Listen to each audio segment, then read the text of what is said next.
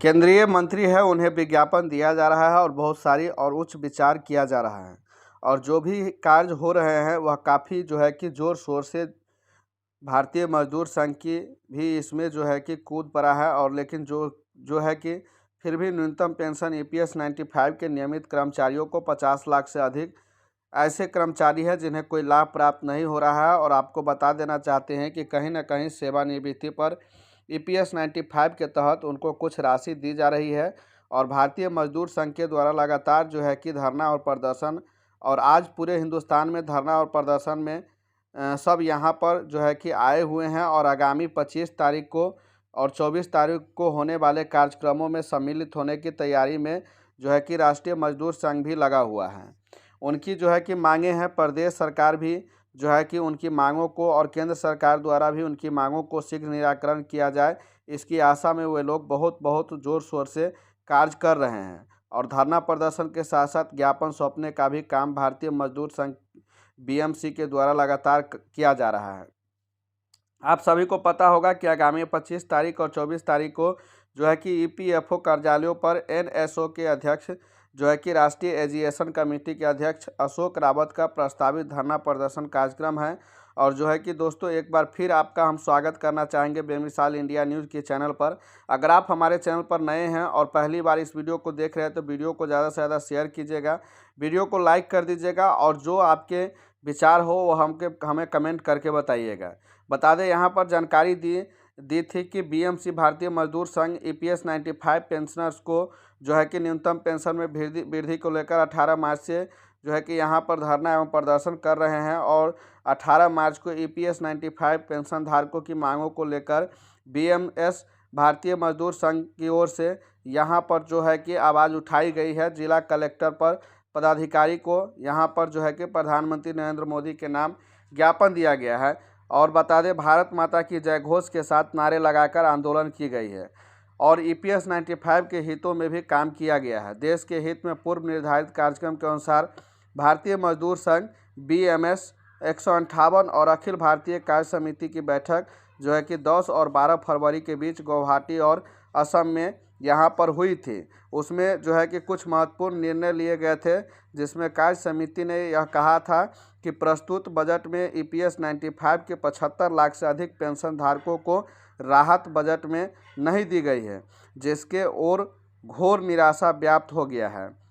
और क्योंकि इस महंगाई के युग में 1000 में जीवन यापन करना एक काल्पनिक स्कीम है, जो कि स्कीम वर्कर्स जैसे आंगनबाड़ी, आशा कार्यकर्ता, मिड डे के साथ असंगठित क्षेत्र जैसे बीड़ी प्लांटेशन, चाय बागान मजदूर, कृषि मजदूर, खनन मजदूरों की भी उपेक्षा इस बजट में होती हुई नजर आई थी।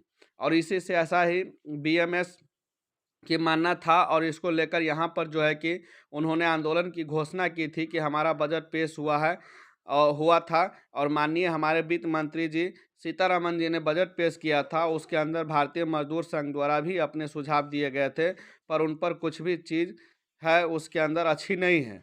बाकी कुछ चीज़ हमारी उसके अंदर नहीं मानी गई।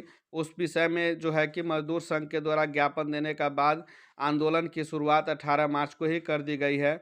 और उज्जैन में ही नहीं, ऐसा पूरे देश में और ससमय विज्ञापन कार्यक्रम और धरना प्रदर्शन चल रहा है। मजदूर संघ की बहनें, आंगनबाड़ी सेविका, सहायिका, आशा कर्मी, आउटसोर्स के कर्मचारी और तमाम जो है कि प्राइवेट सेक्टर के कर्मचारी भी आंदोलन में जो है कि सहभागी है। और यह सारे लोग जो है कि ज्ञापन के माध्यम से प्रधानमंत्री नरेंद्र मोदी तक अपनी बातों को पहुंचाने का काम कर रहे हैं। और इसी बीच आगामी 24 मार्च और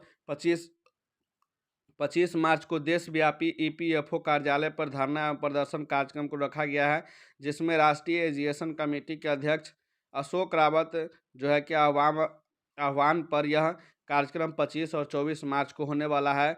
इस बीच जो है कि प्रधानमंत्री नरेंद्र मोदी ने केंद्रीय श्रम और रोजगार मंत्री मनसुख मांडविया को बुलाकर कड़ा डोज देने का काम किया है।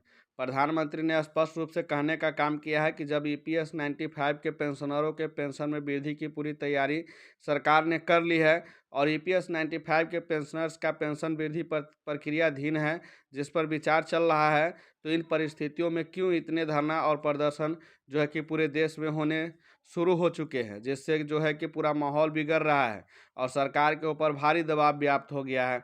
इसको लेकर जल्द ही फैसला करने का निर्देश अपने अधिकारियों को पीएम नरेंद्र मोदी ने दिया है। इधर अशोक रावत ने स्पष्ट कर दिया है कि अब किसी भी कीमत पर जो है कि समझौता नहीं होगा। अब जो है कि आर पार की लड़ाई की शुरुआत हो चुकी है। पीएम सिर्फ आश्वासन दे रहे हैं, सिर्फ आश्वासन पर आश्वासन दे रहे हैं, जिसका प्रतिफल कुछ सामने नहीं आ रहा है।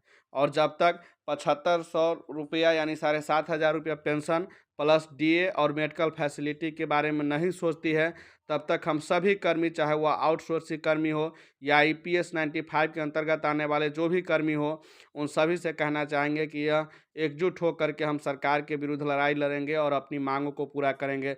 जब तक सरकार हमारी मांग को पूरा नहीं करती है, तब तक हम लोग जो है अलग अलग संस्थानों, अलग अलग जगहों पर जो है धरना प्रदर्शन करते रहेंगे और सरकार को इसी तरह घेरते रहेंगे। क्योंकि आगामी आने वाली चुनाव है और 5 साल पर यह ऐसा देखने को मिलता है कि चुनावी समय में जो चीज़ आंदोलन करके हासिल कर लिया जाता है, वह मिल जाता है। अगर ऐसा अभी नहीं हो पाता है तो फिर हम लोगों को जो है सरकार नहीं सुनेगी और वोट लेकर के 5 साल के लिए चुपचाप बैठ जाएगी। तो सभी साथियों से आग्रह है कि इस वीडियो को ज़्यादा से ज़्यादा शेयर कीजिए, ताकि जितने भी देश के अंतर्गत ईपीएस 95 के वर्कर्स लोग हैं या आउटसोर्स कर्मी है, दैनिक कर्मी है, जो भी लोग हैं, उन सभी तक यह वीडियो पहुंच जाए। धन्यवाद।